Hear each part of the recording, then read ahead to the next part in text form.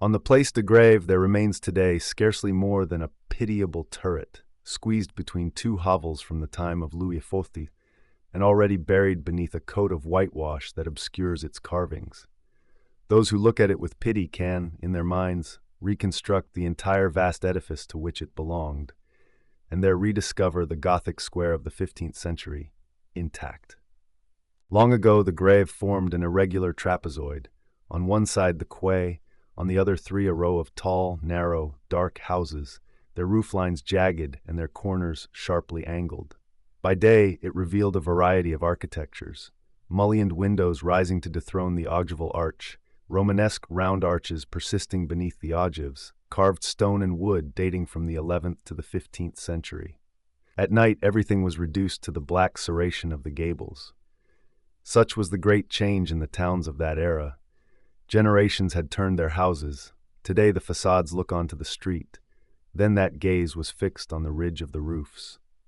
At the center, on the eastern side, rose a heavy, hybrid structure. Three adjoining dwellings called the Maison au Dauphin, because Charles the Dauphin had once inhabited one of its towers, the Marchandise, for it served as the town hall, and the Maison aux Piliers, Domus ad Piloria, named for the large pillars that supported 3 stories.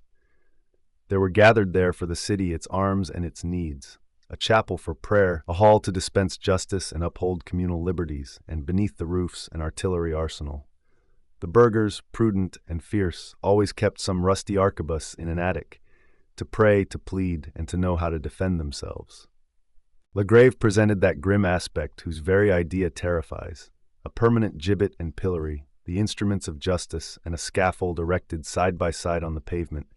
There so many vigorous lives had been extinguished. From that place, 50 years later, was to spring the Saint-Vallier fever, the terror of the scaffold, a malady not of God, but of men. It is nevertheless consoling to think that the death penalty, which once covered Paris with breaking wheels, gibbetings, tortures, and lawful drownings, has gradually lost its extravagant flourish. The old feudal sovereign, stripped piece by piece, today has over the vast city of Paris only a dishonored corner of the grave, a wretched, furtive, ashamed guillotine that vanishes immediately after its crime, as if ashamed to exist.